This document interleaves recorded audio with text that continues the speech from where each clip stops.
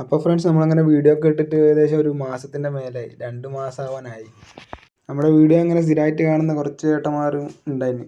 അതിൽ കുറച്ച് പേര് അന്വേഷിക്കുകയൊക്കെ ചെയ്തായിരുന്നു, വിളിക്കുകയെല്ലാം ചെയ്തായിരുന്നു. എല്ലാവർക്കും നന്ദിയുണ്ട് കേട്ടോ.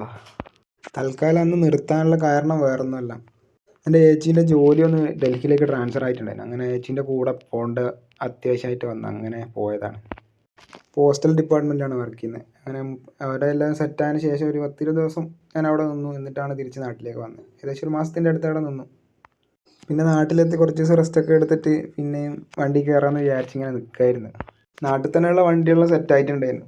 എൻ്റെ വീടിൻ്റെ അടുത്ത് നിന്ന് ഒരു 10 കിലോമീറ്റർ അപ്പുറമുള്ള തന്നെ ഒരു 12 വീൽ വണ്ടി സെറ്റായിട്ടുണ്ടായിരുന്നു. അതിൽ കയറാമെന്നൊക്കെ വിചാരിച്ചിങ്ങനെ നിന്നതാണ്. പിന്നെ നോക്കുമ്പോൾ ആ വണ്ടീൻ്റെ ഫിറ്റ്നസിൻ്റെ ടൈമും വായിക്കണ്ടേ ഏകദേശം. അങ്ങനെ കുറച്ചുകൂടെ വൈകിപ്പോയി. അപ്പോഴാണ് ഞാൻ ആലോചിക്കുന്നത്, ഏതായാലും മുതലാളി നമ്മളടുത്ത് വണ്ടി വിട്ട് തന്നു കഴിഞ്ഞാൽ പിന്നെ ഫുൾ ഉത്തരവാദിത്വം നമ്മൾ തന്നെ, നമ്മുടെ സ്വന്തം വണ്ടി പോലെ തന്നെ കൊണ്ട് നടക്കണേ. അപ്പോൾ എന്തുകൊണ്ട് നമുക്ക് സ്വന്തമായിട്ട് എടുത്തുവിടാന്നുള്ള ചിന്ത ഇങ്ങനെ വന്നുകൊണ്ടിരുന്നു. പിന്നെ ഈ ലോറി ഫീൽഡിലേക്ക് ഇറങ്ങുകയെന്ന് വെച്ച് കഴിഞ്ഞാൽ നല്ലോണം ആലോചിച്ചിട്ട് വേണം ഇറങ്ങാൻ.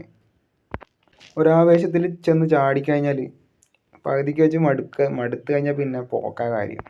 പിന്നെ 10-40 ലക്ഷം ഉറുപ്പിൻ്റെ ബാധ്യത തലയിൽ വരും. നമുക്ക് വണ്ടി എടുക്കാൻ പ്രത്യേകിച്ച് ഒരു പ്രശ്നവുമില്ല, ഫുൾ ലോണിൽ വണ്ടിയൊക്കെ കയറും. അപ്പോൾ നമ്മൾ ചാടി കയറി എടുത്തു കഴിഞ്ഞാൽ പിന്നെ നല്ലോണം ആലോചിക്കണം. വണ്ടി എടുക്കാൻ ആരെ കൊണ്ടും കഴിയും, അത് കൊണ്ടു നടക്കാനുള്ളൊരു കോൺഫിഡൻറ്റും കൂടി വേണം. ഈ കുറച്ച് കാലത്തെ എക്സ്പീരിയൻസ് ആണെങ്കിൽ പോലും എനിക്കൊരു കോൺഫിഡൻറ്റ് ഉണ്ട്, ഒരു വണ്ടി പൂർണ്ണമായിട്ട് എനിക്ക് കൊണ്ട് നടക്കാൻ കഴിയും എന്നൊരു കോൺഫിഡൻറ്റ് ഉണ്ട്. എന്ന് കരുതി ഞാൻ ചാടി കയറി ഓക്കെ ആക്കുകയില്ല. ലൈഫ് വെച്ചുള്ള കളിയാണ്. ഒരുപാട് ആൾക്കാരുടെ ലൈഫ് ഞാൻ കണ്ടിട്ടുണ്ട് ഇതുപോലെ. ലോറി ഫീൽഡിൽ നന്നായ ആൾക്കാരും ഉണ്ട്, പറ്റ മോശം അവസ്ഥയിലേക്ക് എത്തിയ ആൾക്കാരെ എനിക്ക് പരിചയമുണ്ട്.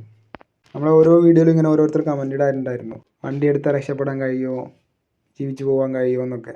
അവർക്കെല്ലാം നമ്മൾ പറഞ്ഞു കൊടുക്കലെന്ന് വെച്ചാൽ, നിങ്ങൾ കുറച്ച് ദിവസം ഒരു വണ്ടിയിലൊന്ന് പോയി നോക്ക് എന്നാണ് പറയാറ്. നമ്മൾ കുറച്ച് ദിവസം ഒരു വണ്ടി പോയി കഴിഞ്ഞാൽ ഏകദേശം ഇതിൻ്റെ കാര്യങ്ങളൊക്കെ മനസ്സിലാവും. ഇതേപോലെ കഷ്ടപ്പെട്ട് വണ്ടി കയറി കഴിഞ്ഞിട്ട് ഒരാഴ്ച പോലും തേക്കാണ്ട് വിട്ടുപോയ ആൾക്കാരെ എനിക്കറിയാം. ബൈ ചാൻസ് ഞാനൊരു വണ്ടി എടുക്കുകയാണെങ്കിൽ നമ്മളെ വീഡിയോയിൽ പണ്ട് കമൻ്റ് ഇട്ട ആൾക്കാരെല്ലാം ഓരോ ട്രിപ്പെങ്കിലും ഞാൻ കൊണ്ടുപോകും. മുന്നേ കൊണ്ടുപോകാൻ കഴിയാത്തതെന്ന് വെച്ച് കഴിഞ്ഞാൽ നമ്മളെ സ്വന്തം വണ്ടിയല്ലല്ലോ, വേറെ ആൾക്കാരുടെ വണ്ടിയല്ലേ. അപ്പോൾ അതിൻ്റേതായ ഓരോ കാര്യങ്ങളൊക്കെ ഉണ്ടാവില്ലേ, അതുകൊണ്ടാണ്. കൂടെ കൊണ്ടുപോയി കഴിഞ്ഞാൽ ഒരു വട്ടമെങ്കിലും ഓട്ടാൻ കൊടുക്കാണ്ട് നിൽക്കുന്നത് മോശമല്ലേ. വണ്ടി ഓടിക്കണം എന്നുള്ള ആഗ്രഹത്തിൽ ആൾക്കാരും വരുന്നതായിരിക്കില്ലേ. അപ്പോൾ നമ്മളെ സ്വന്തം വണ്ടിയാണെങ്കിൽ ഒന്ന് ഓട്ടാനെല്ലാം കൊടുക്കാം. ഇപ്പോൾ നമ്മളെ മുതലാളീൻ്റെ വണ്ടിയൊക്കെ ആകുമ്പോൾ പ്രശ്നമില്ലെങ്കിൽ പോലും നമുക്ക് ഒരു ബുദ്ധിമുട്ടാണ്. നമ്മളിപ്പോൾ സ്വന്തമായിട്ട് വണ്ടി എടുക്കുകയാണെങ്കിൽ തന്നെ ഒരു 4 വർഷം വണ്ടിക്കായിട്ട് മാറ്റി വെച്ച് കൊടുക്കേണ്ടി വരും നമ്മളെ ലൈഫ്. EMI കംപ്ലീറ്റ് ആകുന്നവരെങ്കിലും ഒരു ഉഴപ്പമില്ലാണ്ട് വണ്ടീനെ ഇങ്ങനെ ശ്രദ്ധിച്ചുകൊണ്ടിരിക്കണം.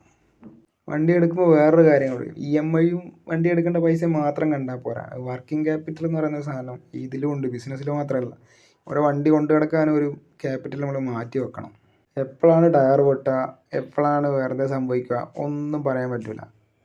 എൻ്റെ ഒരു അഭിപ്രായത്തിൽ ഒരു 12 വീൽ കൊണ്ടു നടക്കണമെങ്കിൽ ഒരു വർക്കിംഗ് ക്യാപിറ്റലായിട്ട് ഒരു 2 ലക്ഷം ഉറുപ്പികയെങ്കിലും നമ്മളെ അക്കൗണ്ടിൽ വേണം. ഇതൊക്കെ സെറ്റായാലും മാത്രമേ ഞാൻ ഇതിൽ ഇറങ്ങുള്ളൂ. പിന്നെ കുറേ പേർക്കുള്ള സംശയമാണ്, എങ്ങനെയാണ് ഈ ലോഡ് പിടിക്കുന്നത്, ഇത്ര ദൂരമുള്ള ലോഡൊക്കെ എങ്ങനെയാണ് പിടിക്കുന്നതെന്നൊക്കെ. അതിപ്പോൾ നമ്മുടെ നാട്ടിലും പുറത്തും എല്ലായിടെയും ലോറി ഓഫീസുകളുണ്ട്, ട്രാൻസ്പോർട്ട് ഓഫീസുകളുണ്ട്. അവർ മുഖാന്തരമേ ലോഡുകൾ കിട്ടുള്ളൂ. ഡയറക്റ്റ് എടുക്കാത്തത് നല്ലതാണ്. ഈ വാടകേൻ്റെ പേരും പറഞ്ഞ് തല്ലും വഴക്കൊന്നും ആക്കേണ്ട ആവശ്യമില്ല. ഈ ട്രാൻസ്പോർട്ട് ഓഫീസ് വഴി ലോഡ് എടുക്കുകയാണെങ്കിൽ ഒരു കുഴപ്പമില്ല, എന്തെങ്കിലും പ്രശ്നം ഉണ്ടെങ്കിൽ അവർ നോക്കിക്കോളും. ഇതൊക്കെ അറിയണമെങ്കിൽ കുറച്ചൊന്ന് നമ്മൾ വണ്ടിയിൽ പോകണം, ഡ്രൈവറായിട്ട് കുറച്ച് പോകണം. പോയി കഴിഞ്ഞാലേ ഇതൊക്കെ മനസ്സിലാവുള്ളൂ. പിന്നെ നമുക്ക് ഓട്ടോമാറ്റിക്കായിട്ട് കുറേ കോണ്ടാക്റ്റ് വന്നുകൊണ്ടിരിക്കും. ഈ ഫീൽഡിനോട് താല്പര്യം ഉണ്ടെങ്കിലാണ്, ഈ കോണ്ടാക്റ്റൊക്കെ ഇങ്ങനെ തനിയെ വന്നുകൊണ്ടിരിക്കും നമുക്ക്. ഈ കേരളത്തിൻ്റെ പുറത്തോട്ട് പോകുന്ന വണ്ടിയൊക്കെ അങ്ങോട്ടേക്ക് പൊതുവേ വാടക കമ്മിയായിരിക്കും, പക്ഷേങ്കിൽ ഇങ്ങോട്ടേക്ക് അത്യാവശ്യം വാടക ഉണ്ടാവും. അതിലിങ്ങനെ അങ്ങനെ ടാലിയാക്കിയിട്ടാണ് എല്ലാ വണ്ടിക്കാരും പോയിക്കൊണ്ടിരിക്കുന്നത്. ഈ സിറ്റുവേഷനിൽ വണ്ടി എടുക്കുന്നതിനെ പറ്റി നിങ്ങളുടെ അഭിപ്രായം എന്താണെന്ന് അറിഞ്ഞാൽ കൊള്ളാമെന്നുണ്ട്. പറ്റുവാണെങ്കിൽ ഒന്ന് കമൻ്റ് ഇടണം കേട്ടോ. പിന്നെ കുറച്ച് ചേട്ടന്മാർ എന്നോട് ചോദിച്ചായിരുന്നു, എനിക്ക് വണ്ടി കിട്ടായിട്ടാണ് ഇപ്പോൾ വണ്ടി കയറാത്തത് എന്ന്. അങ്ങനെയാണെങ്കിൽ വണ്ടി നമുക്ക് ശരിയാക്കാമെന്നെല്ലാം പറഞ്ഞിട്ട് 3-4 ചേട്ടന്മാർ നമ്മളോട് വിളിച്ചായിരുന്നു. വണ്ടി കിട്ടായിട്ടല്ല, സത്യത്തിൽ ഇവിടെ അടുത്തൊക്കെ വണ്ടികളൊക്കെ ഉണ്ട്. ഇപ്പോൾ നമ്മൾ ഈ ഫീൽഡിലാണെന്ന് അറിഞ്ഞതിന് ശേഷം ഇങ്ങോട്ട് ചോദിച്ചു വരുന്നുണ്ട് നമ്മുടെ വണ്ടി കയറുന്നതെന്നൊക്കെ.